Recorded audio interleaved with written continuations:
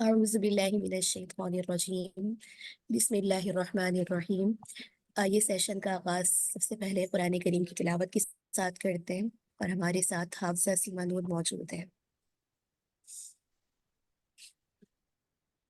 سورة الفتح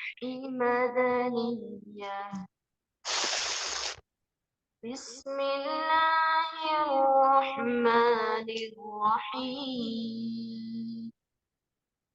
إنا فتحنا لك فتحا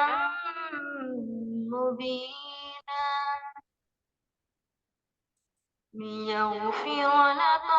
الله ما تقدم من ذنبك وما تأخر ويتم نعمته عليك ويهديك صراطا مستقيما وينصرك الله نصرا عزيزا هو الذي أنزل السكينة في قلوب المؤمنين ليزدادوا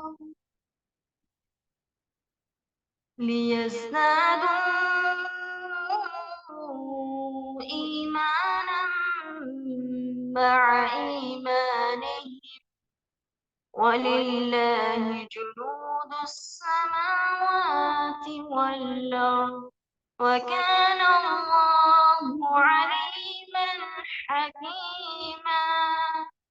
ليدخل المؤمنين والمؤمنات جنات تجري من تحتها الأنهار خالدين فيها ويكفر عنهم سيئاتهم وكان ذلك عند الله فوزا عظيما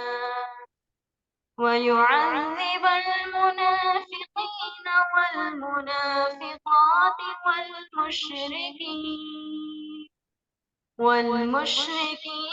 والمشركات الظانين بالله ظن السوء عليهم دائرة السوء وغضب الله عليهم ولعنهم وأعد لهم جهنم وساءت مصيرا ولله جنود السماوات والأرض وكان الله عزيزا حكيما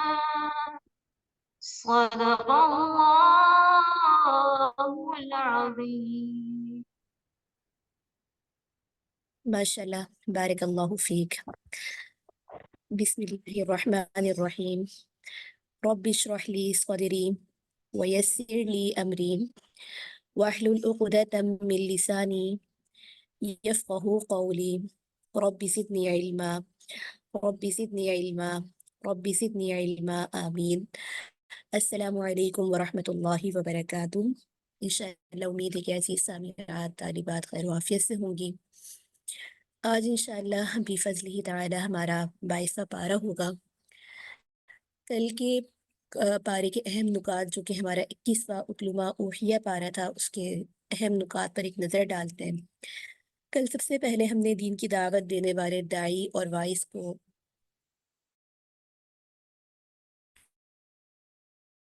جن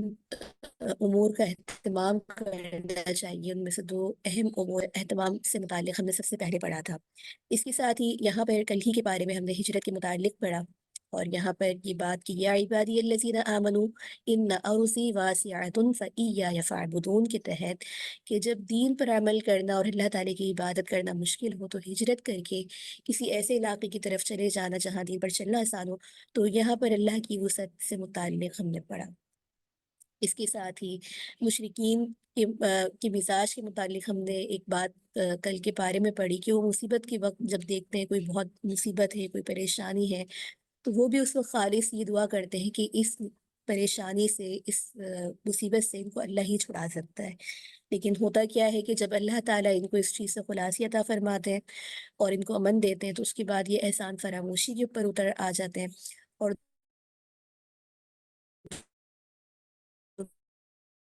دوبارہ جو ہے اپنی سرکش اور نافرمانی کی کل ہی کے پارے کے اندر آغاز ہوا۔ اور یہاں پر پارے کے اندر ہم نے دیکھا کہ آپ صلی اللہ علیہ وآلہ وسلم کے توسط سے جو ہے یہاں پر پیشن گوئی کی گئی اور روم کے فتح کی پیشن گوئی جو کہ کئی سال کے بعد پوری ہوئی تھی۔ اور ساتھ ہی یہاں پر اس آیت کے شان نزول کے اندر ہم نے یہ بات پڑھی تھی کہ اس وقت دنیا کی یعنی کہ ایک روم اور ایک ایران جو ہے بہت ہی ان کو اس وقت کا سپر پاور مانا جاتا تھا، اور یہاں پر اس وقت میں کوئی امکان بھی نہیں تھا کہ بظاہر کوئی ان کو کوئی کامیابی حاصل ہوتی، لیکن چونکہ قرآن کریم کا وعدہ تھا اس متعلق اور نبی کریم صلی اللہ علیہ وآلہ وسلم نے جب یہ آیات ان کے سامنے بتائی تھی تو اس وقت جو ہے مشرکین نے بہت مذاق اڑایا تھا صحابہ اکرام کا، لیکن پھر اللہ تعالیٰ کی چونکہ بات تھی تو سچ ہو کر ثابت رہی۔ اس کے ساتھ ہی کل ہی کے پارے کے اندر ہم نے اللہ تعالیٰ کی بے شمار جو نعمتیں ہیں، قدرتیں ہیں، ان کی نشانیوں کے بارے میں پڑھا، اور بڑی بڑی نشانیوں میں اللہ تعالیٰ نے ذکر فرمایا تھا، جیسے انسان کو مٹی سے پیدا کرنا، مرد کی راحت کے لیے بیوی کا پیدا ہونا، یا آسمان اور زمینوں کی پیدائش، رنگ و زمینوں کا مختلف ہونا۔ تو یہ تمام اللہ تعالیٰ کی نعمتیں ہیں اور اس میں اللہ تعالیٰ کی قدرت بھی ہے، نشانیاں بھی ہیں۔ اس کے ساتھ ہی ہم نے کل ہی کے بارے میں یہ بات بھی پڑھی کہ انسان کے جو برے اعمال کے اثرات ہوتے ہیں تو اس کے جو اثرات ہوتے ہیں تو اکثر عموماً دیکھا جائے تو تکلیف اور مصیبت وغیرہ انسان کے اعمال کی وجہ سے ہی آتی ہے۔ البتہ یہ بات بھی ہے کہ کچھ پریشانیاں ایسی ہوتی ہیں جو بظاہر انسان تو نیک ہوتا ہے لیکن وہ انسان کے ٹیسٹ کے لیے آتی ہیں، تو ضروری نہیں ہے کہ ہر پریشانی اور مصیبت جو ہے انسان کے اعمال کی وجہ سے بھی ہو، بلکہ کچھ پریشانیاں اور مصیبت کا آنا جو ہے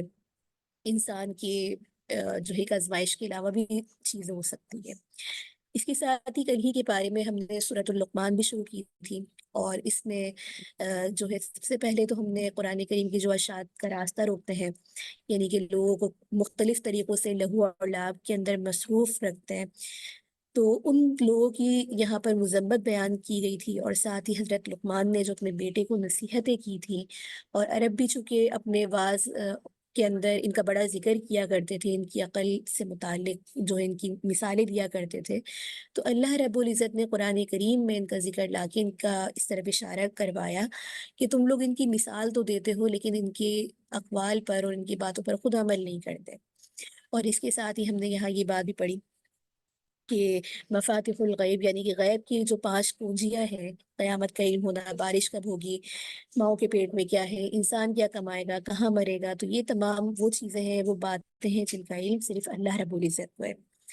اس کے ساتھ ہی کل ہی کے پارے کے اندر ہم نے سورۃ السجدہ شروع کی تھی، جہاں پر آسمان اور زمین کی تخلیق سے متعلق پڑھا کہ اللہ نے زمین اور آسمان اور جو بھی کچھ اس کے درمیان ہے اس کو پیدا کیا ہے فقط 6 دنوں کے اندر۔ تو یہاں پر اس کے ساتھ ہی ہم نے یہ بات بھی پڑھی کہ یہاں پر جو ملاقات یا کتاب کا ملنا ہے، جیسے کہ اللہ تعالیٰ نے یہاں پر حضرت موسیٰ علیہ السلام کی کتاب یعنی کہ توریت کا ذکر فرمایا، تو جب اللہ تعالیٰ حضرت موسیٰ علیہ السلام کو توریت دینے کے اوپر قادر ہیں تو قرآن کریم بھی اللہ ہی کی طرف سے کتاب ہے، تو مشرکین کے یہ جو اعتراضات ہوتے تھے کہ یکایک ان پہ نبوت کیسے آ گئی، کتاب کیسے مل گئی، تو یہاں پر اس بات کی جو ہے تردید کی گئی ہے۔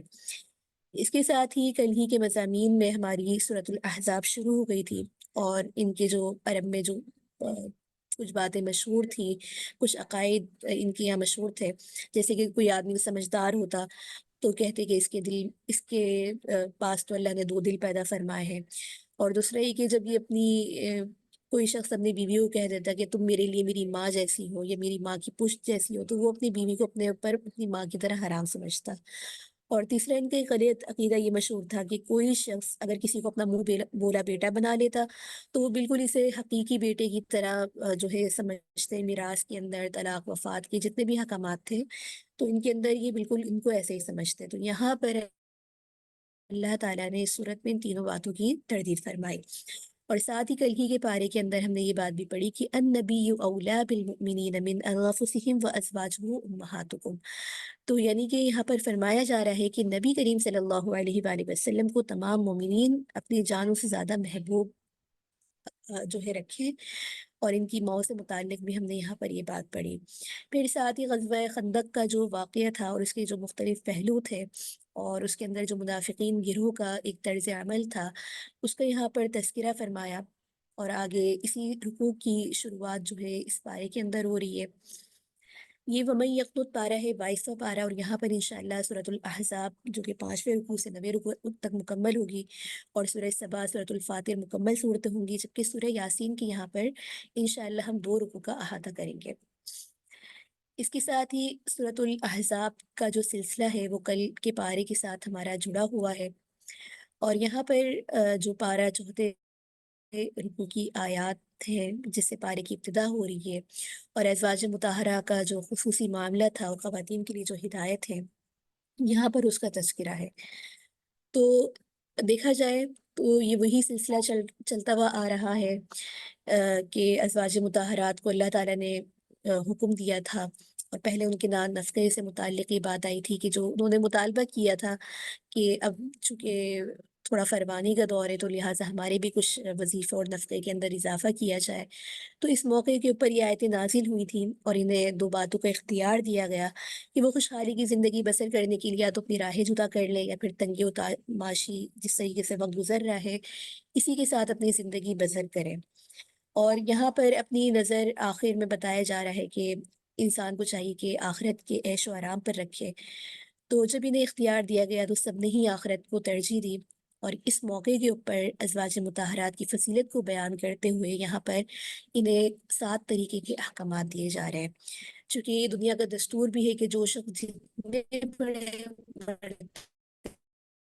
بے کے اوپر فائز ہوتا ہے تو اس کی ذمہ داریاں بھی اسی نوعیت کی ہوتی ہے۔ تو یہاں پر چونکہ ازواج مطہرات قیامت تک آنے والے تمام اہل ایمان کی مائیں بنی اور ان کی ذمہ داریاں اہم تھیں، لہٰذا اس موقع پر ازواج مطہرات کی فضیلت کو بیان کرتے ہوئے انہیں ذمہ داریوں سے اس طرح آگاہ فرمایا کہ مردوں کے ساتھ بات کرتے ہوئے جو ہے اپنا لہجہ جیسے ایک نرم اختیار نہ ہو،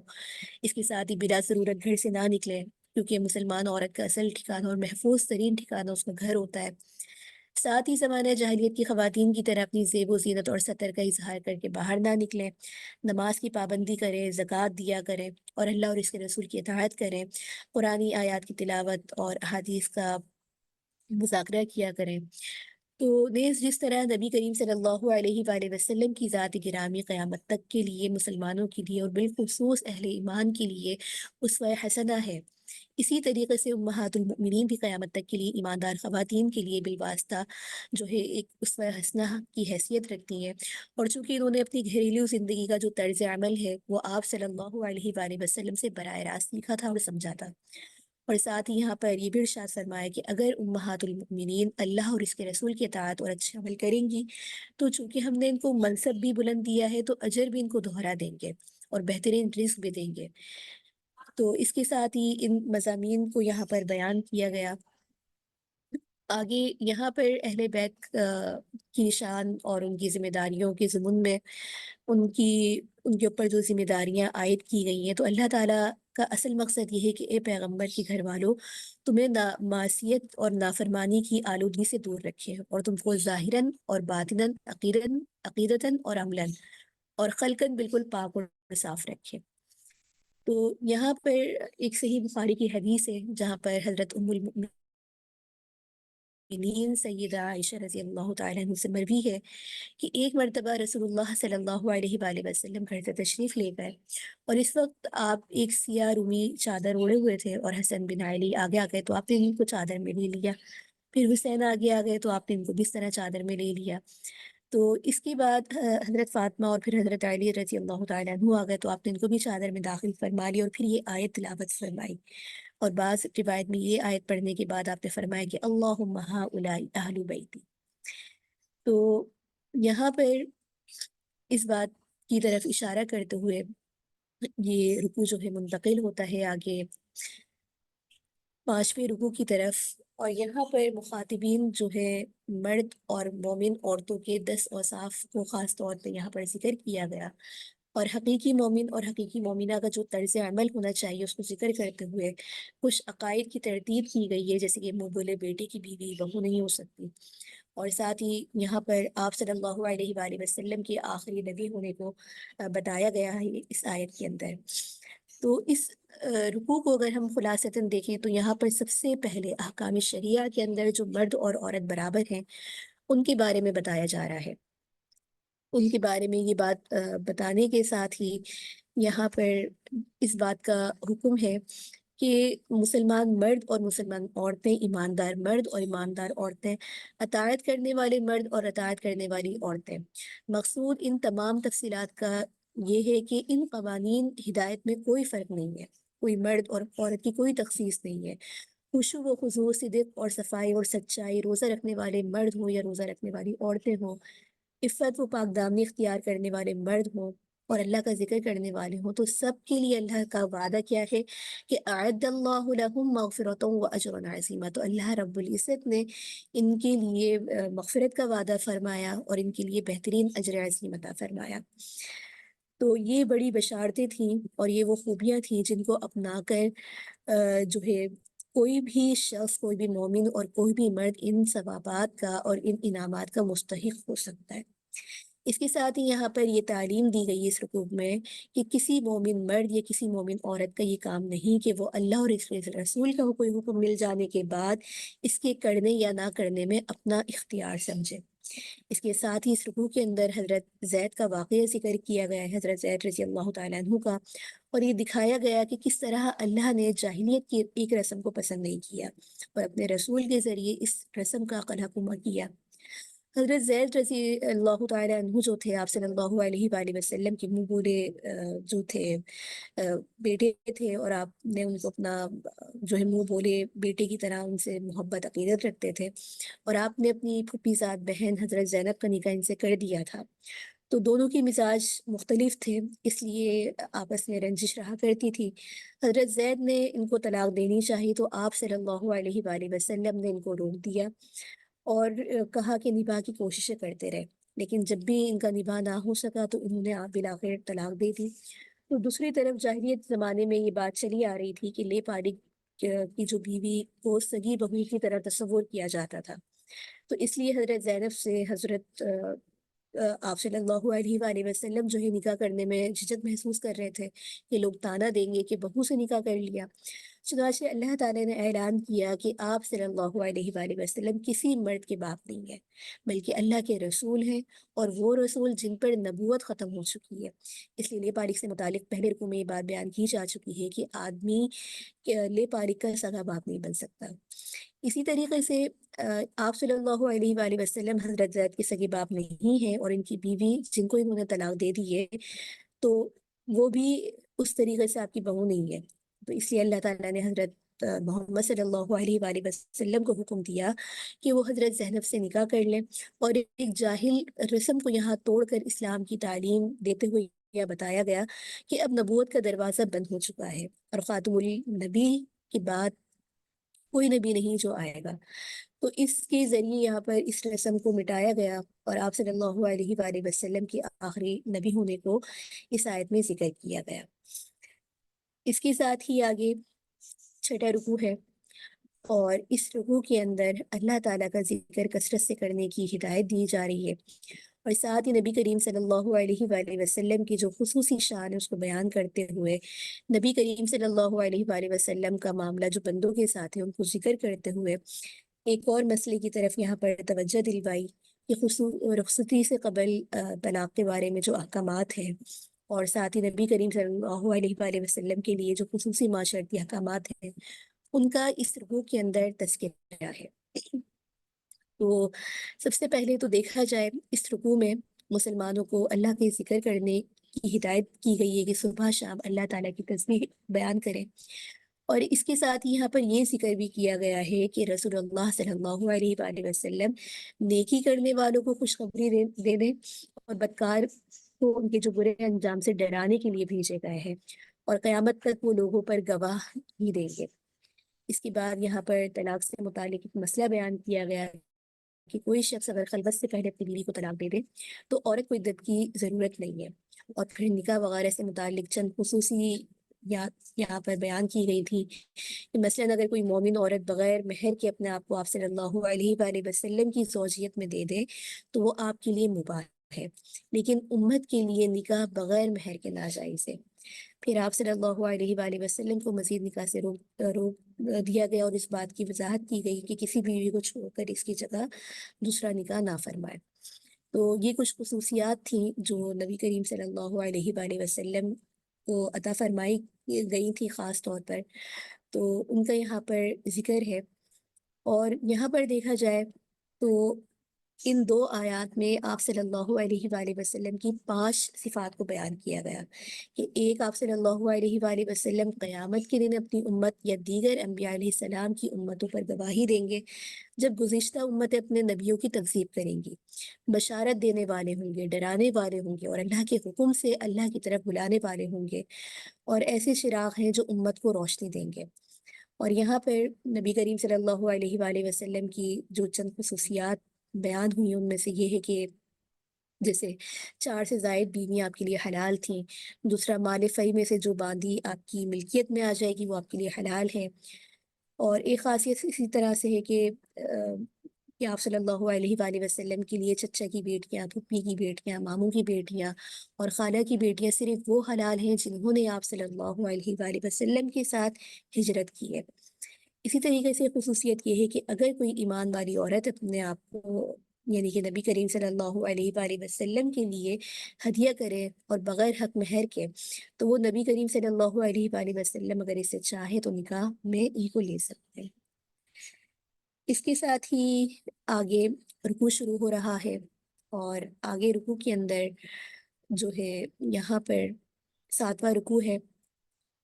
اور آداب معاشرت سے متعلق مزید احکامات ہیں، اور پردے سے متعلق اور نبی کریم صلی اللہ علیہ وآلہ وسلم کی عظمت سے متعلق، اور ان لوگوں کا خاص طور پہ یہاں پر تذکرہ ہے جو کہ اللہ کی شان کے اندر گستاخیاں کرتے ہیں اللہ کے نبی کی شان میں، تو یہاں پر اللہ تعالیٰ کی خاص طور پر ان لوگوں کے اوپر لعنت کا تذکرہ ہے۔ اچھا، یہاں پر اس آیت کے اندر کہ یا ایھا الذین آمنوا لا تدخلوا بیوت النبی الا ان یؤذن لکم، تو اس آیت کے اندر اس آیت کا شان نزول یہ ہے کہ حضرت زینب بنت جہش رضی اللہ تعالیٰ عنہ سے نکاح کے بعد آپ صلی اللہ علیہ وآلہ وسلم نے ولیمہ کیا اور لوگوں کو بلایا، تو بعض احباب کھانے کے تیار ہونے سے پہلے ہی آ گئے۔ اب چونکہ آپ صلی اللہ علیہ وآلہ وسلم کا گھر تو چھوٹا سا تھا، بٹھانے کی جگہ نہیں تھی، تو حضرت زینب جو ہے دیوار کی طرف رک کر کے بیٹھ گئی۔ کھانا کھا لیا گیا لیکن بعض لوگ جو تھے وہ اٹھے نہیں، وہیں پر باتیں کرنے کے لیے جم کر بیٹھ گئے، تو نبی کریم صلی اللہ علیہ وآلہ وسلم کو یہ بات جو ہے ناگوار گزری اور آپ اٹھ کر باہر تشریف لے گئے۔ جب واپس آ کر دیکھا تو لوگ پھر بیٹھے تھے، تو اس سے آپ کو ناگواری محسوس ہوئی، اور لوگوں نے کو جب اس بات کا احساس ہوا تو وہ اٹھ کر چلے گئے۔ تو اس آیت کے تناظر میں دیکھا جائے تو فرمایا گیا کہ 3 باتوں کا خیال رکھنا چاہیے کہ جن کو کھانے پر بلایا جائے صرف وہی آئے، کھانے سے پہلے جا کر نہ بیٹھیں، اس سے میزبان کو جو ہے مجبور ہونا پڑتا ہے اپنے کام اور دیگر امور چھوڑ کر، اس کے ساتھ ہی کھانا کھا کر چلے جایا کریں، وہیں پر بیٹھے نہ رہیں، اس سے بھی جو ہے میزبان کو تکلیف ہوتی ہے۔ تو یہ تو آیت ایک خاص واقعے کے تحت تھی، لیکن ان آداب کی رعایت جو ہے آج بھی کرنا ضروری ہے۔ ہمارے یہاں بھی دیکھا جائے تو اکثر ہمارے یہاں جو دعوتیں ہوتی ہیں گھروں کے اندر یا دیگر، تو ان آداب کا خیال ہی رکھا جاتا، یا بہت دیر تک بیٹھنے کا ایک معمول ہوتا ہے، جس سے دیکھا جائے تو میزبان کو بڑی تکلیف ہوتی ہے۔ بعض دفعہ ان کے چھوٹے چھوٹے بچے ہوتے ہیں، کسی نے اسکول جانا ہے، یا پھر ان کی جلدی سونے کی روٹین ہے، لیکن وہ صرف مہمان کی مروت میں ان کے ساتھ بیٹھے ہوئے ہوتے ہیں۔ تو ان آداب کو ہمیں چاہیے کہ اپنے گھروں کے اندر ہم اہتمام بھی کریں، خود بھی ان چیزوں کا اہتمام کریں، اور اپنے گھروں کا ماحول بھی اسی طریقے کا بنائیں۔ اس کے ساتھ ہی اس آیت میں یہاں پر جو ہے پردے سے متعلق بھی احکامات ہیں۔ اس پورے رکوع میں دیکھا جائے تو ساتھ ہی یہاں پر یہ اعلان بھی کیا گیا کہ آپ صلی اللہ علیہ وآلہ وسلم کی وفات کے بعد آپ کی کسی زوجہ مطہرہ سے نکاح کرنا مسلمانوں کے لیے قطعی طور پر حرام ہے،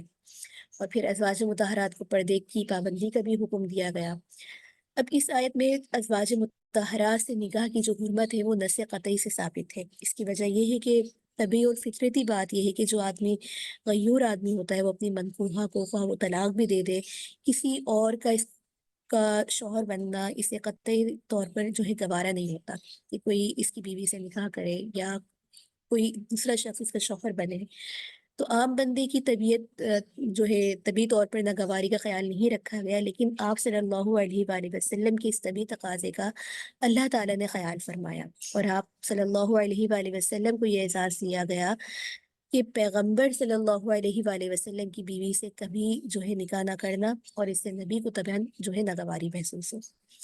اس کے ساتھ ہی یہاں پر پردے کا حکم دیا کہ یا ایھا النبی قل لازواجک وبناتک ونساء المؤمنین یدنین علیہن من جلابیبہن، کہ اللہ تعالیٰ نے اپنے پیغمبر صلی اللہ علیہ وآلہ وسلم سے فرمایا کہ اپنی بیویوں، اپنی بیٹیوں اور ایمان والی عورتوں سے فرمائے کہ وہ پردہ کریں۔ تو اس آیت سے پردے کا حکم ثابت ہوتا ہے، اور یہ حکم صرف ازواج مطہرات کے ساتھ خاص نہیں ہے، بلکہ جو ایمان والی عورتیں ہیں ان کو بھی اس بات کا حکم دیا گیا ہے کہ جب اپنے گھروں سے باہر نکلے تو بڑی سی چادر اوڑھ لیں، اور ایسی چادر ہونی چاہیے جس سے جسم کی جو ہے ساخت چھپ کر رہ جائے۔ چادر ہو یا چاہے برقع ہو، تو دونوں چیزوں میں اس بات کا جو ہے خیال رکھنے کی ضرورت ہے۔ اس کے ساتھ ہی یہاں پر جو ہے اس پورے رکوع کے اندر ان باتوں کا حکم دیتے ہوئے آگے رکوع شروع ہو رہا ہے، اور یہاں پر 8واں رکوع ہے، اور اس 8ویں رکوع کے اندر یہاں پر جیسے کہ پردے کا حکم چہرے سے متعلق، جس کو بھی ہم نے پیچھے بھی پڑھا، اور اس آیت کے تحت بھی یہاں پر یہی حکم ہے۔ اس کے ساتھ ہی یہاں پر بتایا جا رہا ہے کہ صرف اللہ تعالیٰ ہی جانتا ہے کہ قیامت کب آئے گی، اور دنیا دار جو قائدین ہیں ان کی پیروی کا انجام کتنا برا ہوتا ہے، یعنی کہ دنیا میں جن لوگوں کی پیروی کی جاتی ہے ان کو اپنا خدا سمجھا جاتا ہے، آخر کار یہ انسان کے کچھ کام نہیں آئیں گے۔ اس کے ساتھ ہی یہاں پر پہلے تو مسلمان عورتوں کو پردے کا حکم دیا گیا، اور پھر اللہ اور اس کے رسول کی جو نافرمانی اور سرکشی کرنے والے ہیں ان کو عذاب سے دھمکی دی گئی ہے کہ وہ قیامت کے دن ان کا حال کیا ہوگا کہ وہ اوندھے منہ گرے پڑے ہوں گے اور کہیں گے کہ کاش ہم نے اطاعت کی ہوتی، اور پھر ایسے لوگ یہ کہیں گے کہ پروردگار ہم نے تو اپنے سرداروں اور بڑوں کو کہنا مانا تھا، جس کے نتیجے میں انہوں نے ہمیں گمراہ کیا، اب انہیں بھی دگنا عذاب دیا جائے۔ یعنی کہ دنیا میں جن قائدین کی پیروی کیا کرتے تھے، جن کو بڑا بنایا کرتے تھے، لیکن آخر میں یہ جب اپنا حال دیکھ لیں گے تو یہ ان پیروکاروں کے لیے بھی اللہ سے یہ درخواست کریں گے کہ ان پیروکاروں نے ہمیں جو ہے گمراہ کیا تھا، اور قیامت کے دن اللہ نے ان کی جس حسرت کو یہاں پر ذکر فرمایا کہ یوم تقلب وجوہہم فی النار، کہ جس دن جہنم کی آگ ان کے چہروں کو الٹا پلٹا جو ہے کر کے رکھ دے گی، اور حسرت کا یہ عالم ہوگا کہ یہ فرمائیں گے یا لیتنا اطعنا اللہ و اطعنا الرسول، اے کاش ہم لوگ اللہ کے احکامات اور رسول کی باتوں کی اطاعت اور پیروی کر لیتے۔ اللہ نے اس کے رسول نے جو احکامات ہمیں دنیاوی زندگی اور معاشرے سے متعلق دیے تھے، تو دیکھا جائے وہی انسان کی سعادت مندی اور خوش بختی ہے، اور کامیابی کا حال دیکھا جائے تو اسی طریقے سے انسان حاصل کر سکتا ہے۔ تو لہٰذا انسان کو چاہیے کہ دنیا کے جو قائدین ہیں یا دنیا میں جن کو اپنا معبود بنا لیا ہے ان کی پیروی نہ کریں، اور ہر چیز کے اندر قرآن اور سنت کو اپنا جو ہے پیروکار بنائیں۔ اس کے ساتھ ہی اس سورت کا آخری یہ رکوع ہے، اور یہاں پر آپ صلی اللہ علیہ وآلہ وسلم سے متعلق خاص ہدایت دی جا رہی ہے کہ نبی کریم صلی اللہ علیہ وآلہ وسلم کو مت ستاؤ، اور زبان کی حفاظت جو ہے انسان کو کئی سعادتیں حاصل ہو جاتی ہیں، اور انسانوں پر ایک جو امانت ہے، امانت کی ذمہ داری، اس کا یہاں پر خاص طور پر تذکرہ کیا گیا ہے۔ اس پورے رکوع کے اندر دیکھا جائے تو یہاں پر انسان کو جو امانت کا حامل ٹھہرایا گیا کہ انا عرضنا الامانۃ علی السماوات والارض والجبال فابین ان يحملنها واشفقن منها وحملها الانسان انه كان ظلوما جهولا۔ تو امانت سے مراد یہاں پر دیکھا جائے تو شریعت ہے۔ تو اللہ رب العزت نے امانت یعنی کہ عقائد اور اعمال دونوں پیش فرمائے، آسمانوں پر، زمین پر، پہاڑوں پر، اور ساتھ میں یہ اختیار بھی دیا کہ تم چاہو تو لے لو اور تم چاہو تو نہ لو۔ تو آسمان، زمین، پہاڑوں نے اس کو اٹھانے سے انکار کر دیا، لیکن اس ذمہ داری کو انسانوں نے اٹھا لیا۔ اس کے ساتھ ہی یہاں پر دیکھا جائے تو مسلمانوں کو اس رکوع میں ان باتوں سے روکا گیا ہے جن سے نبی کریم صلی اللہ علیہ وآلہ وسلم کو تکلیف پہنچتی ہے، اور پھر مسلمانوں کو سیدھی اور حق بات کہنے کی یہاں پر تعلیم دی گئی ہے، اور پھر ایمان اور عمل صالح کے بدلے جو ان کے لیے جنت کی خوشخبری ہے یہاں پر اس کا تذکرہ ہے، اور پھر خلافت عرضی اور کا یہاں پر یہ تذکرہ کرنے کے بعد انسان کو اس کی جو ذمہ داری ہے اور اس کی جو خلقت کا اصل مقصد ہے اس کی طرف یہاں پر جو ہے توجہ دلوائی گئی ہے کہ انسان کی خلقت اور اللہ نے جو اس کو پیدا کیا ہے اس کا مقصد کیا ہے۔ تو مقصد حیات کو انسان اپنے ذہن میں رکھتے ہوئے اپنے تمام امور کو انجام دے، اسی کے اندر اس کی فلاح ہے اور اسی کے اندر اس کی کامیابی ہے۔ اس کے ساتھ ہی یہاں پر جن خاص باتوں کا اللہ رب العزت نے احکامات دیے ہیں پردے سے متعلق اور دیگر معاشرتی احکامات سے متعلق، تو ان چیزوں میں اگر دیکھا جائے تو یہ فرائض واجبات جو ہے شرعی احکامات کی اہمیت کو بیان فرماتے ہیں، اور یہ احکامات کو دیکھا جائے تو یہ امانت کا ایک حصہ ہے جو اللہ نے اپنے بندوں کو سونپا۔ تو لہٰذا انسان کو چونکہ اللہ تعالیٰ نے عقل دی ہے، اس کے اندر یہ فکر رکھی ہے کہ وہ خیر اور جو شر ہے اس میں تمیز کرنے کی صلاحیت رکھتا ہے، تو لہٰذا انسان کو چاہیے کہ ان احکامات پہ دیکھے اور جو انسان کو ذمہ داری اس نے اپنا پڑھ لی ہے اس کو وہ پورا کرنے کی کوشش کرے۔ اس کے ساتھ ہی آگے سورہ سبا ہے، یہاں پر اس کی وجہ تسمیہ، زمان نزول اور مضامین کو دیکھتا ہے۔ وجہ تسمیہ اس صورت کی یہی ہے کہ اس میں قوم سبا کا ذکر آیا ہے کہ لقد کان لسبأ فی مسکنہم کی آیت سے ماخوذ ہے، اور قوم سبا کے لیے یہاں پر جو لفظ ہے وہ بطور ایک نشانی ہے، اسی وجہ سے یہاں پر اس صورت کا نام سورہ سبا ہے۔ اور زمان نزول کے اعتبار سے دیکھیے تو مکی دور کے درمیانی زمانہ اس کا معلوم ہوتا ہے۔ مضامین کے اعتبار سے دیکھیں تو یہاں پر قیامت اور خدائی فیصلوں کی جو اٹل ہے یعنی کہ ہو کر ہی رہنا ہے اس کو یہاں پر مختلف انداز کے اندر سمجھایا گیا، اور سب سے پہلے تو انسان کا جو مقصد ہے اس کو بتایا گیا کہ انسان بلا مقصد پیدا نہیں کیا گیا، وہ اپنے اعمال کا جواب دہ ہے، اور جواب دہی کیسے ہوگی کہ قیامت کے دن ہوگی، اور اس وقت کوئی بھی اپنے کسی بھی کام سے بھاگ نہیں سکے گا۔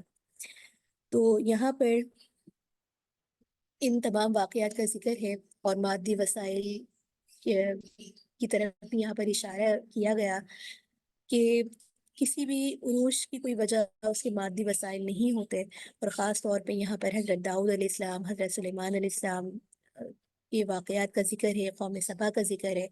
اور اللہ رب العزت نے ان قوموں پر جو انعامات کیے اور اس کے بالمقابل ان قوموں کا جو ایک ناشکری کا رویہ تھا اور اس کے سبب اللہ تعالیٰ نے ان نعمتوں کو ان سے سلب کر لیا تھا، ان کے بارے میں یہاں پر ذکر ہے۔ آئیے اس کے پہلے رکوع کی طرف چلتے ہیں، اور سورہ سبا کا پہلا رکوع ہے، یہ بھی ان صورتوں میں، ان 5 صورتوں میں سے ہے جن کی ابتدا جو ہے الحمد کے ساتھ ہوئی ہے، اور یہاں پر عظمت باری تعالیٰ کا ذکر کرتے ہوئے آسمان زمین کا ذکر ہے، اور ساتھ ہی یہ بتایا جا رہا ہے کہ قیامت کا ہونا کیوں ضروری ہے، اور پھر آخرت کا جو انکار کرنے والے ہیں ان کے لیے یہاں پر دھمکی ہے۔ تقریباً 9 آیات ہیں، اور اس پورے رکوع کے اندر دیکھا جائے تو اللہ تعالیٰ کے خالق، مالک اور عالم الغیب ہونے کا ذکر ہے، اور اس کے بعد جو قیامت واقع ہوگی، اور پھر جو منکرین قیامت کے خیالات ہیں کہ قیامت نہیں آئے گی، کوئی حساب کتاب نہیں ہوگا، اس کی تردید کرتے ہوئے انکار کرنے والوں کو قیامت کے عذاب سے یہاں پر ڈرایا گیا۔ اس کے ساتھ ہی اس کے ساتھ ہی جو آگے رکوع شروع ہو رہا ہے جہاں پر فضائل کا ذکر ہے، دوسرا رکوع ہے، اور خاص طور پہ یہاں پر حضرت داؤد پر اللہ تعالیٰ کے جو خاص فضل تھا، خاص انعامات تھے، ان کا تذکرہ ہے۔ حضرت سلیمان علیہ السلام پر جو اللہ تعالیٰ کی خاص عنایات تھیں ان کا تذکرہ کرتے ہوئے جو ناشکری اقوام ہوتی ہیں ان کی سزا اور قوم سبا کی تباہی کا یہاں پر ذکر کیا گیا۔ اس رکوع کے اندر دیکھا جائے تو حضرت داؤد علیہ السلام کے فضائل کو اللہ رب العزت نے بیان فرمایا کہ یہ بات آتی ہے روایات میں کہ اللہ تعالیٰ نے حضرت داؤد علیہ السلام کو حسن صوت یعنی کہ بہت خوبصورت اللہ تعالیٰ نے آواز عطا فرمائی تھی۔ جب حضرت داؤد علیہ السلام تسبیح ذکر کرتے تھے تو اللہ تعالیٰ کے جو پہاڑ پرندے ہیں اللہ نے ان کو مسخر کر دیا تھا، تو اللہ کے حکم سے وہ بھی حضرت داؤد علیہ السلام کے ساتھ مل کر تسبیح کیا کرتے تھے۔ اور مزید یہ کہ اللہ تعالیٰ نے لوہے کو ان کے لیے نرم فرما دیا، وہ اپنے ہاتھ سے اسے ایسی زریں بنا لیتے تھے اور بہت ہی عمدہ سلیقے سے ان کو بناتے تھے، یعنی کہ لوہا ان کے ہاتھ میں اللہ نے ایسا نرم کر دیا تھا کہ جس شے کو وہ بنانا چاہتے اللہ کے حکم سے بنا لیتے۔ اس کے ساتھ ہی یہاں پر حضرت سلیمان علیہ السلام کی معجزات اور انعامات کا ذکر ہے کہ اللہ تعالیٰ نے ہوا کو حضرت سلیمان علیہ السلام کے تابع فرما دیا اور اس کے ذریعے جو ہے وہ دور دراز کا سفر جو ہے بہت ہی مختصر ترین وقت میں کر لیتے تھے۔ تخت ہوا میں اڑتا اور 1 مہینے کی مسافت صرف ایک صبح یا شام کے وقت میں طے کر لیتے۔ جنات کو بھی اللہ تعالیٰ نے آپ کے جو ہے تابع کر دیا تھا، جیسے چاہتے ان سے کام لیتے۔ تانبے کا چشمہ بھی تھا، اس سے آپ برتن وغیرہ جو ہے بناتے۔ پھر یہاں پر حضرت سلیمان علیہ السلام کی وفات سے متعلق جو ہے قصہ ہے کہ فَلَمَّا قَضَيْنَا عَلَيْهِ الْمَوْتَ مَا دَلَّهُمْ عَلَى مَوْتِهِ إِلَّا دَابَّةُ الْأَرْضِ تَأْكُلُ مِنْ سَأَتَهُ۔ آیت نمبر 14 ہے۔ اور یہاں پر حضرت سلیمان علیہ السلام ایک دن عبادت کے لیے اپنے عصا لے کر کھڑے ہو گئے تھے۔ جنات دیکھ رہے تھے کہ آپ عبادت کے ساتھ ساتھ ہماری نگرانی بھی کر رہے ہیں۔ اسی دوران ملک الموت بإذن اللہ آپ آیا اور آپ کی روح کو قبض کر لیا۔ آپ علیہ السلام جو ہے فوت ہو گئے، لیکن جنات یہی سمجھتے رہے کہ حضرت سلیمان علیہ السلام زندہ ہیں اور نگرانی کر رہے ہیں۔ 1 سال تک جنات جو ہے اپنے کام میں لگے رہے۔ جب تعمیر کا کام جو ہے مکمل ہوا تو اللہ نے دیمک کے کیڑے کو بھیجا، انہوں نے حضرت سلیمان علیہ السلام کے عصا کو کھایا اور عصا ٹوٹ کر جو ہے گرا تو حضرت سلیمان علیہ السلام بھی زمین پر گر پڑے۔ اس وقت جنات کو پتہ چلا کہ حضرت سلیمان علیہ السلام کو فوت ہوئے تو 1 سال گزر گیا اور ہم تو ایسی کام میں لگے ہوئے ہیں۔ تو یہاں اس واقعے سے بتانا یہ مقصود ہے کہ ایک تو بیت المقدس کا جو واقعی ماندہ کام تھا وہ بھی پورا ہو جائے، اور دوسرا یہ بات کہ جنات عالم الغیب نہیں ہے۔ اس کے ساتھ ہی یہاں پر قوم سبا کا واقعہ ہے کہ لَقَدْ كَانَ لِسَبَإٍ فِي مَسْكَنِهِمْ آیَةٌ۔ تو قوم سبا کے رہنے کی جگہ کے بارے میں اللہ تعالیٰ نے بڑی برکت عطا فرمائی تھی۔ ملک یمن کے دارالحکومت کا نام تھا صنعا۔ اس سے بتایا جاتا ہے کہ 3 منزل کے فاصلے پر ایک شہر تھا جسے معارب اس قوم میں جو ہے یعنی کہ قوم آباد تھی۔ روایات میں آتا ہے کہ بہت ہی خوبصورت جگہ تھی۔ ان کی سڑکوں کے دونوں طرف جو ہے پھلدار باغات کا ایک سلسلہ تھا جو کئی حد نگاہ تک یعنی کہ دیکھا جائے بہت دور تک چلا تھا۔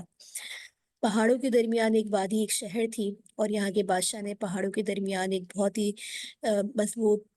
جو ہے ذخیرہ کرنے کے حوالے سے ایک ڈیم بنا رکھا تھا جس میں پانی محفوظ کر لیتے تھے، پہاڑوں سے جتنا بھی پانی آتا۔ اللہ تعالیٰ نے ان کو بہت ہی عظیم نعمتیں عطا فرمائی تھیں، تو اللہ تعالیٰ نے جب انہوں نے ان نعمتوں کا شکر ادا نہیں کیا، اللہ کی نعمتوں کا ناشکری کرتے رہے، تو اللہ تعالیٰ نے پھر یہ فرمایا کہ ان کے جو ہے بند توڑ دیے اور ان بند توڑنے کے لیے چوہوں کو بھیج دیا۔ تو ان چوہوں کو جو بنیادی مقصد تھا انہوں نے جو ہے ان چیزوں کو بہت تباہی مچائی۔ تو اس وجہ سے اس قوم کے بارے میں آتا ہے کہ یہ قوم اس طریقے سے تباہ برباد ہو گئی، اور اس کی جو وجہ ان واقعات سے مذکور ہے وہ یہی ہے کہ انہوں نے اللہ تعالیٰ کی جو نعمتیں تھیں ان نعمتوں کا بجائے شکر ادا کرنے کے ان نعمتوں کی نافرمانی جو ہے شروع کر دی، اور اس کی وجہ سے اللہ رب العزت نے ان کے اوپر یہ عذاب جو ہے اس طریقے سے نازل فرمایا۔ آگے رکو شروع ہو رہا ہے، اور تیسرا، اور یہاں پر بھی شرک کی مذمت کرتے ہوئے اللہ کا جو عذاب ہے اس کا وعدہ کب پورا ہوگا۔ اکثر یہ لوگ یہ سوال کیا کرتے تھے مشرکین کہ جس عذاب سے ہمیں ڈرایا جا رہا ہے آخر وہ عذاب کب آئے گا۔ تو اس تیسرے رکوع کے اندر شرک کی پہلے تو برائیاں بیان کی گئی کہ جن مشرکین کو وہ پوچھتے ہیں جن کے ہاتھ کے اندر دیکھا جائے تو زمین آسمان کی ذرہ برابر بھی کوئی چیز نہیں ہے۔ اس کے ساتھ ہی پھر یہاں پر آپ صلی اللہ علیہ وآلہ وسلم سے کہا گیا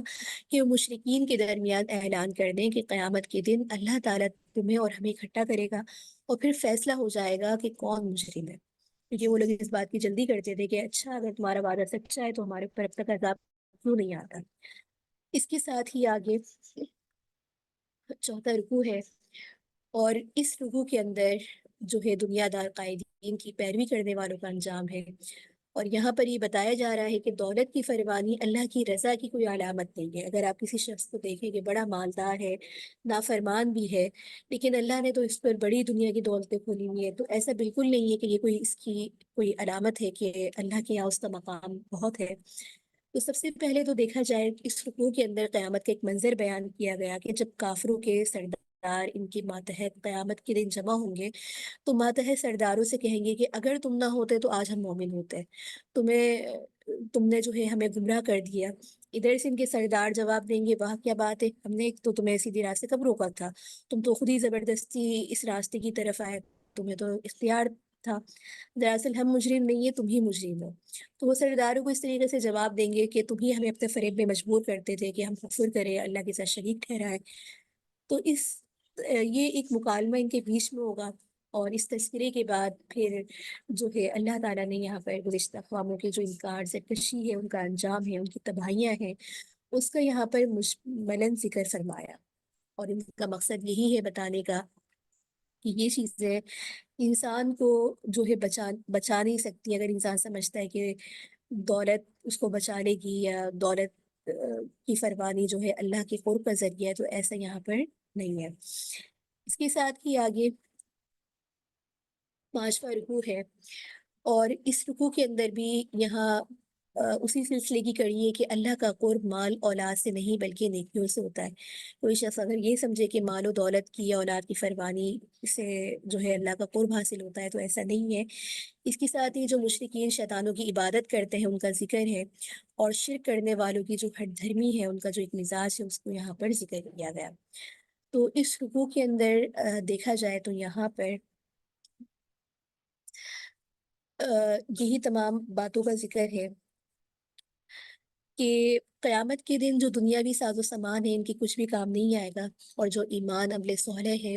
وہی انسان کے کام آئیں گے، جو اس کا عمل ہوگا وہی اس کے کام آئے گا۔ اور پھر یہاں پر شرک کی برائیوں کو بیان فرمایا، اور مشرکین کی اس وہم کی تردید کی گئی ہے کہ تمہاری یہ شرکا، یہ خدا تمہارے کسی بھی کام نہیں آئیں گے، کیونکہ نہ یہ تمہیں نفع دینے پہ قادر ہے، نہ تمہیں نقصان پہنچانے پہ قادر ہے۔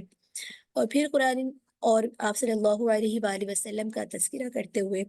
یہاں پر کہا جا رہا ہے کہ منکرین جیسی کچھ باتیں کر کے تکذیب کرتے ہیں، تو پہلی قوموں کا بھی یہی حال تھا اپنے انبیاء علیہ السلام کے ساتھ، کہ وہ اپنے اللہ کی آیات کی تکذیب کرتے تھے، اپنے رسولوں کو جھٹلاتے تھے۔ تو گزشتہ منکرین قوموں کا احوال بھی دیکھ لو، تو دنیا کا کوئی بھی مال، کوئی اسباب ان کے حصے میں کچھ بھی نہیں ہے، وہ تباہ کر دی گئی ہیں۔ تو یہ جو قومیں ہیں، یہ جو شرک کر رہی ہیں، تو یہ کس شمار کے اندر آتی ہیں؟ اس کے ساتھ ہی آگے چھٹا رکوع ہے، اس سورت کا آخری رکوع ہے۔ یہاں پر بھی اللہ تعالیٰ سمجھانے کے لیے مثالوں کے ذریعے بیان فرما رہے ہیں، اور ان تمام واقعات کے بعد اللہ تعالیٰ سمجھانے کے بعد یہ بتا رہے ہیں کہ عذاب آنے کے بعد کسی کی توبہ کوئی قبول نہیں ہوگی، لہٰذا جو وقت انسان کو میسر ہے اس کو کارآمد بناتے ہوئے یہ جو کفار مشرکین جو آپ صلی اللہ علیہ وآلہ وسلم کے بارے میں جو ہے اس طرح کی باتیں کرتے کہ نعوذ باللہ یہ تو دیوانے ہیں یا مجنون ہیں، تو ان آیت میں آپ کے بارے میں فرمایا گیا کہ آپ انہیں فرما دیں کہ میں تو تمہیں ایک بات کی نصیحت کرتا ہوں کہ تم تعصب اور ضد کو چھوڑ کر انصاف کرتے رہو، آپس میں مشورہ کرو یا تنہائی میں بیٹھ کر سوچ بچار کر لو کہ محمد صلی اللہ علیہ وآلہ وسلم تو تمہارے اندر 40 سال تک رہے ہیں، بچپن سے لے کر دیکھا جائے تو سارے حالات تمہارے سامنے ہیں، ان کی صداقت، ان کی امانت کی تو تم بھی قائل ہو، تو کیا ایسا شخص مجنون ہو سکتا ہے؟ تو یہ خود ان کے لیے ایک سوال تھا۔ اور اس کے بعد یہاں پر یہ بتایا جا رہا ہے کہ پچھلے لوگوں کے جو تمہیں حالات سنا کر ان سے عبرت حاصل کرنے کے لیے، تمہیں عذاب سے ڈرانے کے لیے نصیحتیں کرنے کے لیے شخص سر توڑ کوششیں کر رہا ہے، تو اس کے باوجود تمہاری ایذاؤں کو برداشت کر رہا ہے، تبلیغ اور دعوت کے کام نہیں چھوڑا، تو کیا ایسا شخص مجنون دیوانہ ہو سکتا ہے؟ اور پھر ان کافروں کی اس حالت کا نقشہ کھینچ کر بتایا گیا کہ جب حشر کا دن دیکھ لیں گے تو اس قدر بدحواس ہوں گے،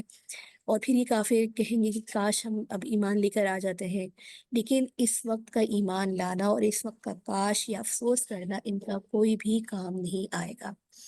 تو اس صورت میں اس واقعات میں اس طرف اشارہ ہے،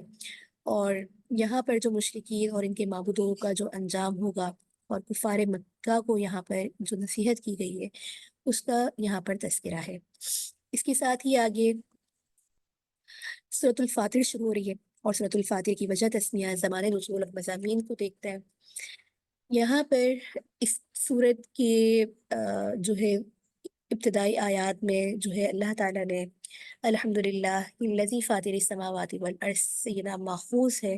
اسی کو یہاں پر تذکرہ کیا گیا۔ زمانے نزول کے اعتبار سے دیکھیں تو سورہ فرقان کے بعد اس کا نزول معلوم ہوتا ہے، اور مضامین کے اعتبار سے دیکھیں تو اس صورت کے اندر کائنات کے ساتھ جو انسان کا تعلق ہے اس کی نوعیت کو سمجھایا گیا کہ انسان بلا مقصد پیدا نہیں ہوا، اور کہ وہ اپنی کوئی بھی سرگرمیوں کے لیے بالکل آزاد ہے، اس میں کوئی باس پرس نہیں ہوگی، بلکہ وہ خلافت عرضی ہے۔ انسان کا جو مقصد ہے وہ بتایا جا رہا ہے کہ اس کی تخلیق کا مقصد کیا ہے۔ جو خلافت عرضی کا تقاضا کیا ہے کہ انسان کی جو روحانی اور اخلاقی تربیت کا سما ہے وہ اس کی پرورش کے لیے، اس کی جسمانی پرورش کے لیے، تربیت کے لیے دنیا میں بے شمار چیزیں پیدا کی گئی ہیں، اور پھر اسی سلسلے کے اندر اللہ تعالیٰ کی جو زمین آسمان میں جتنی بھی پھیلی ہوئی نشانیاں ہیں ان سے توحید کا سبق لینا چاہیے، اور ساتھ میں یہ ہدایت بھی ہے کہ ناشکری اور کفر کرنا یہ انسان کو جو ہے زیب نہیں دیتا۔ اللہ تعالیٰ نے انسان کو بے شمار نعمتیں عطا فرمائی، جن میں سے ایک بڑی نعمت خود قرآن کریم اور آپ صلی اللہ علیہ وآلہ وسلم کا جو ہے نبی ہونا ہے۔ تو اس کے بعد یہ تمام باتیں بتانے کے بعد پھر اللہ تعالیٰ اپنی سنت کو یہاں پر جو ہے دوبارہ بتا رہے ہیں کہ وہ فوراً کوئی گرفت نہیں آتی ہے بلکہ مہلت دی جاتی ہے، اور جب اس مہلت سے فائدہ نہیں اٹھایا جاتا تو پھر نتائج بھگتنے کے لیے بھی انسان جو ہے تیار رہے۔ اس کے ساتھ ہی پہلا رکوع شروع ہو رہا ہے، اور یہاں پر بھی اللہ تعالیٰ کی جو قدرت کے مظاہر ہیں، مختلف نعمتیں ہیں، ان کی یاد دہانی کروائی گئی ہے، اور ساتھ میں یہ بھی بتایا جا رہا ہے کہ دنیا کے مکر و فریب سے بچو۔ یعنی کہ دنیا کی زندگی ایسی ہے کہ یہ ایسی نہیں ہے کہ اس کے اندر انسان اپنا کل سمجھ لے۔ تو اس رکوع میں زمین آسمان کو جو اللہ تعالیٰ نے پیدا فرمایا اور فرشتوں کے بنانے کا یہاں پر تذکرہ ارشاد ہوا، اور یہاں پر اللہ تعالیٰ فرما رہے ہیں کہ جس پر رحمت کے دروازے کھولنا چاہے تو کوئی اسے روک نہیں سکتا، اور جس پر اپنی رحمت کے دروازے بند کرنا چاہے تو کوئی اس کی رحمت کو پا نہیں سکتا۔ پھر یہاں پر اللہ تعالیٰ اپنی شان کو بیان کرتے ہوئے فرما رہے ہیں کہ جو آسمان اور زمین سے تمہیں رزق دیتا ہے تو تم کہاں بہک رہے ہو، تم کہاں ان انعامات کی ناشکری کر رہے ہو۔ اور پھر آخر میں جو شیطان کی چال بازیاں ہیں، اور جو اس نے وعدہ بھی کیا تھا کہ میں آخر تک انسانوں کو بہکاتا رہوں گا، تو یہاں پر یہ سبق دیا جا رہا ہے کہ انسان کا سب سے بڑا دشمن ہے، اور جب دشمن کا پتہ ہو تو انسان کو چاہیے کہ وہ اس سے محتاط رہے، ہوشیار رہے۔ اور پھر یہاں پر آخر میں ایمان اور عمل صالح کی ترغیب دیتے ہوئے ان کا صلہ بتایا جا رہا ہے کہ اللہ کی مغفرت اور انعامات ملنے کی طرف بشارت دی گئی ہے۔ اس کے ساتھ ہی یہاں پر دوسرا رکوع ہے، اور دوسرے رکوع کی آیات یہاں پر بتائی جا رہی ہیں کہ بدنصیبی کی انتہا دیکھو کہ برائی کے اوپر فخر کرنا، اور عزت اگر حاصل کرنا چاہتے ہو تو وہ قرآن کے ذریعے ہی ملے گی۔ اسی طریقے سے اللہ تعالیٰ کی نعمت اور قدرت کے شاہکار ہیں، ان کا تذکرہ ہے، اور خود ساختہ جو معبودان ہیں جن کو انہوں نے اپنا معبود خدا بنا رکھا ہے ان کی بے بسی کا ذکر ہے۔ تو اس رکوع میں پہلے تو یہ سمجھایا گیا کہ جو برے کاموں کو اچھا سمجھتے ہیں وہ حقیقت میں اچھے اور بہتر نہیں ہوتے، یعنی کہ انسان کو وہ برائیاں، وہ دنیا میں بہکانے والی جو چیزیں ہوتی ہیں یا لہو اور لعب ہیں، وہ انسان سمجھتا ہے کہ اس میں وقت گزار کے وہ بہت اچھا اپنے لیے کر رہا ہے۔ یہاں پر وہ چیزیں بتائی جا رہی ہیں کہ یہ صرف ایک ایسی حقیقت ہے جو ایک سیراب کی سی ہے، اور پھر یہاں پر یہ بتایا جا رہا ہے کہ آپ صلی اللہ علیہ وآلہ وسلم کتنے شفیق اور کتنے مہربان ہیں کہ لوگوں کی گمراہیوں پر آپ اس قدر آپ کو دکھ ہوتا ہے۔ اور آپ صلی اللہ علیہ وآلہ وسلم کا پچھلی آیات میں بھی ذکر تھا کہ اگر یہ ایمان لے کر نہیں آئیں گے تو کیا آپ اپنی جان دے دیں گے ان کے لیے؟ اور پھر اللہ تعالیٰ دوبارہ اپنی قدرتوں کا ذکر کرتے ہوئے فرما رہے ہیں کہ مشرکین کے گھڑے ہوئے شرکا کی بے بسی کا حال دیکھو کہ دنیا میں یہ ایک یعنی کہ اپنے اوپر سے بھی مکھی یا مچھر لانے کے قابل نہیں ہے۔ اور اس کے بعد یہ بتایا جا رہا ہے کہ انسان کی جو دنیا میں حیثیت ہے اس کو پہچانتے ہوئے وہ توحید کی طرف آئے، اور توحید کے لیے اس کو اللہ رب العزت نے جو پیدا کیا ہے ان نشانیوں کو دیکھتے ہوئے وہ اس بات کی طرف آئے کہ کیا وہ خدا جن کو یہ بنا کر بیٹھے ہوئے ہیں کیا وہ بہتر ہیں یا وہ خدا جن کو اللہ نے ان کو بنایا۔ تو ان چیزوں کا وہ خود جو ہے ایک کمپیئر کریں کہ کس طرف انسان جو ہے اپنے آپ کو لگا کے رکھا ہوا ہے، اپنی حیثیت کو پہچانے۔ اس کے ساتھ ہی آگے تیسرا رکوع ہے، اور یہاں پر اللہ تعالیٰ سے متعلق ہے کہ یا ایھا الناس انتم الفقراء الی اللہ واللہ هو الغنی الحمید۔ اس کے ساتھ ہی جو بے ضمیر انسان ہے در حقیقت اس کو اندھا اور بہرا بتایا جا رہا ہے۔ اس رکوع کے اندر دیکھا جائے تو سب سے پہلے تو یہ بتایا جا رہا ہے کہ سارا عالم جو ہے وہ اللہ تعالیٰ کا محتاج ہے۔ اللہ تعالیٰ تو بے نیاز ہے، اس کو کسی کی پرواہ نہیں، چاہے تو لوگ اس کی ناشکری کریں اور چاہے تو شکر کریں گے تو یہ ان کے اپنے لیے فائدہ ہے۔ لیکن اللہ تعالیٰ اپنے بندوں پر انتہائی مہربان ہے، انتہائی رحیم ہے، وہ بار بار انہیں تنبیہ کر رہا ہے، عذاب سے ڈرا رہا ہے۔ پہلے گزشتہ قوموں کے جو واقعات ہیں بطور عبرت ان کو بیان کر رہا ہے کہ تاکہ وہ ان نافرمانیوں سے اور ان جو ہے واقعات سے عبرت حاصل کریں، ان نافرمانیوں سے بچ جائے۔ اچھا، پھر یہاں پر عیسائیوں کے جو عقیدے کفار کی تردید کی گئی ہے، اور اس میں یہ بتایا گیا کہ گناہوں کا بوجھ تو وہی اٹھائے گا جس نے گناہ کیے ہیں۔ اس دن کوئی بوجھ اٹھانے والا کسی کا بوجھ نہیں اٹھائے گا، چاہے وہ اس کا کتنا ہی قریب ترین رشتہ دار کیوں نہ ہو،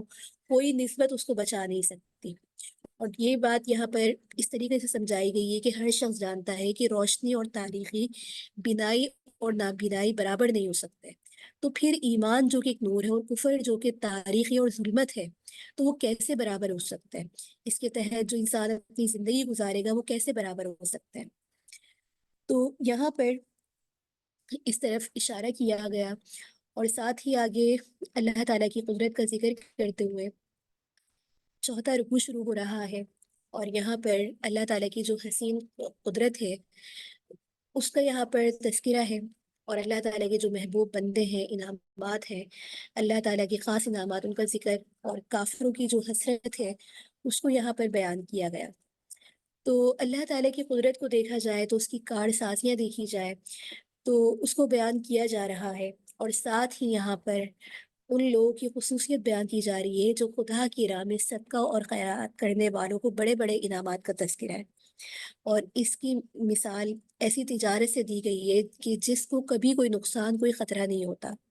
بظاہر تو لگ رہا ہوتا ہے کہ یہ مال شاید ہماری اپنی قدرت کا کمایا ہوا ہے، ہم اپنی مرضی سے خرچ کر رہے ہیں، دینے میں دل بڑا تنگ محسوس ہوتا ہے۔ تو یہاں پر اللہ تعالیٰ خود فرما رہے ہیں کہ یہ تجارت ایسی تجارت ہے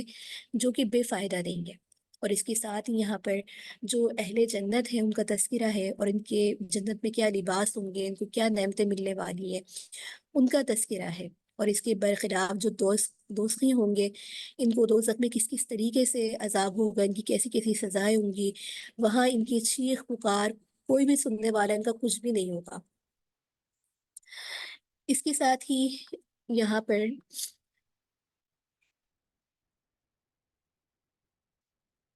آگے رکوع شروع ہو رہا ہے، پانچواں رکوع ہے اور اس صورت کا آخری رکوع ہے، اور یہاں پر انسان کے منصب کی دوبارہ یاد دہانی کروائی جا رہی ہے۔ دیکھا جائے تو اللہ تعالیٰ متعدد مقامات پر بلکہ ہر صورت کے اندر اس طرف ضرور انسان کی توجہ دلا رہے ہیں کہ انسان کا آخر منصب کیا ہے، اشرف المخلوقات کا جو اس کو ٹائٹل ملا ہے وہ کیوں ملا ہے، اور اس کی زمین میں جو اللہ نے اس کو اپنی زمین پہ بھیجا اس کا مقصد کیا ہے۔ دیکھیں اللہ تو قرآن میں بار بار یاد دلا رہا ہے، لیکن انسان اتنا ناشکرا ہے، اتنا مست ہے اپنے کارواں کے اندر، اپنی دنیا کے اندر، کہ وہ اپنے منصب کو بھول گیا۔ آج اگر ہم میں سے بھی آپ اور ہم مل کے سوچیں تو ہم کتنی دفعہ اپنے منصب کو یا اپنی ذمہ داریوں کو یاد کرتے ہیں۔ صبح سے اٹھ کے رات تک بس ہمیں اپنے گھر کے معمولات یاد رہتے ہیں، ہمیں اپنے کام یاد رہتے ہیں، دیگر تمام چیزیں یاد رہتی ہیں، لیکن ہم اپنا مقصد حیات بھول گئے۔ تو یہاں دیکھیں اللہ رب العزت اپنی نعمتوں کو بتا رہے، واقعات بتا رہے، عبرت دلوا رہے، انسان کو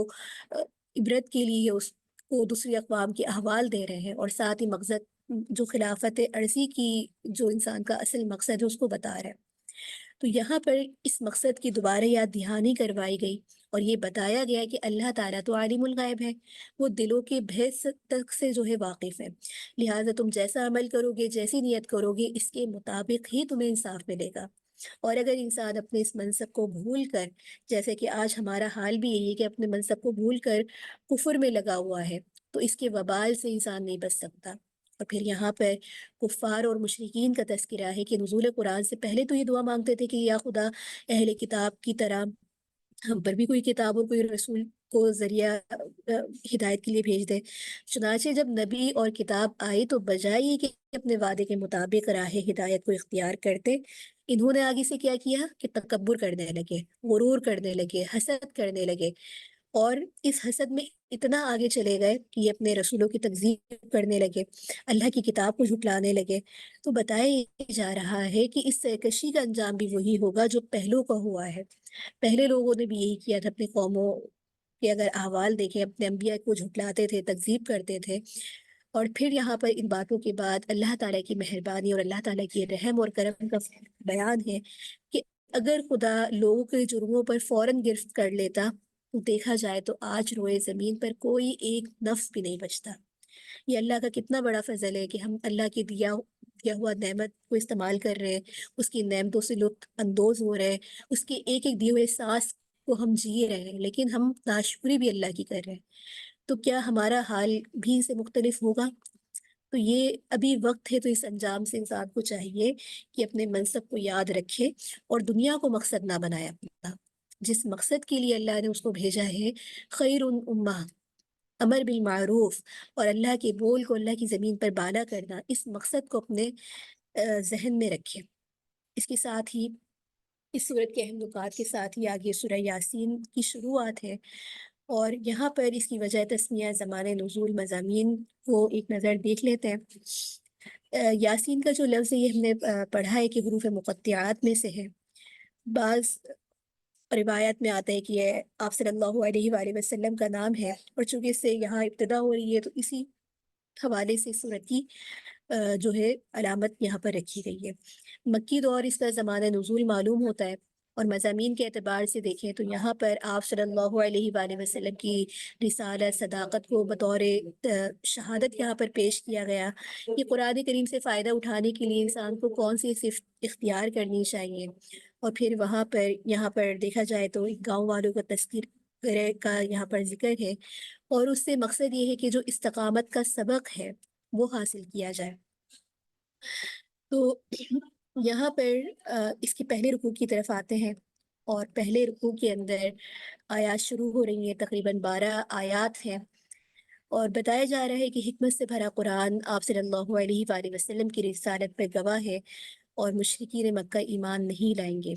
اور اس کے ساتھ ہی یہاں پر بتایا جا رہا ہے کہ ہدایت کیسے ملے گی۔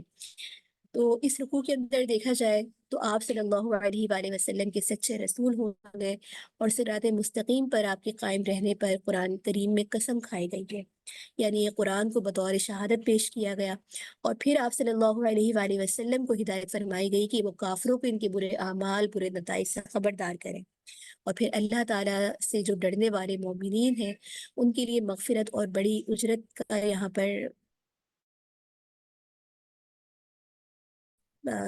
ذکر فرمایا گیا۔ اس کے ساتھ ہی یہاں پر اس سورت کا دوسرا رکوع ہے، اور دوسرے رکوع کی آیات آپ کے سامنے ہے، اور یہ ماضی کا ایک واقعہ، اصحاب قریہ کا واقعہ ہے، اور ایک مرد مومن کا جو اعلان حق ہے اس کا یہاں پر تذکرہ ہے۔ اس کو ہم خلاصتاً یہاں پر دیکھ لیتے ہیں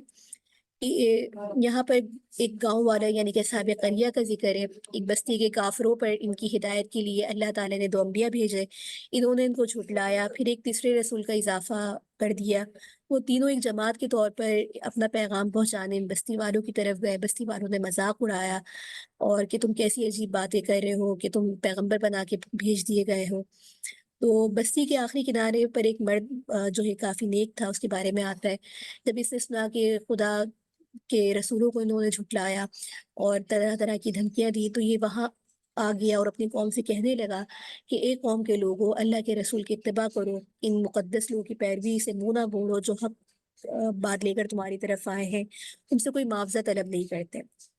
تو یہ واقعے کی سلسلہ انشاءاللہ کل کے پارے کے ساتھ یہ چلتا رہے گا۔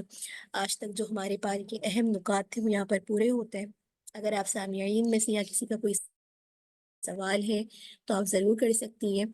جزاک اللہ خیرا کثیرا وآخر دعوانا ان الحمد للہ رب العالمین۔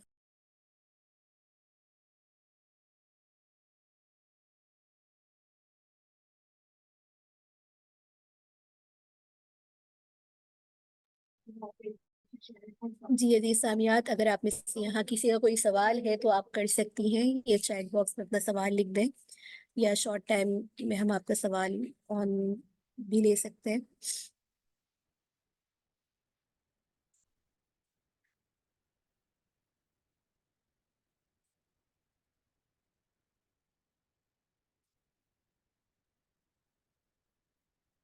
ٹھیک ہے، پھر انشاءاللہ کل دوسرے پارے کے اہم نکات کے ساتھ انشاءاللہ حاضر ہوں گے۔ اللہ رب العزت سے دعا ہے کہ اللہ رب العزت ہمارا سننا سنانا پڑھنا پڑھانا آپ لوگ کا یہاں شریک ہونا اپنے انتہائی قیمتی وقت میں سے اللہ رب العزت اپنی بارگاہ میں احسن طریقے سے قبول فرمائے، اور اس رمضان ہمارا تعلق قرآن کریم سے ایسا جوڑے کہ ہمارا عمل، قول، ہمارا فعل، ہر چیز قرآن کریم کے مطابق بنا دے، اور اللہ ہمیں اس پہ چلنا آسان فرما دے، استقامت نصیب فرمائے۔ سبحانك اللهم وبحمدك نشهد أن لا إله إلا أنت نستغفرك وأتوب إليك آمين۔ السلام عليكم ورحمة الله وبركاته۔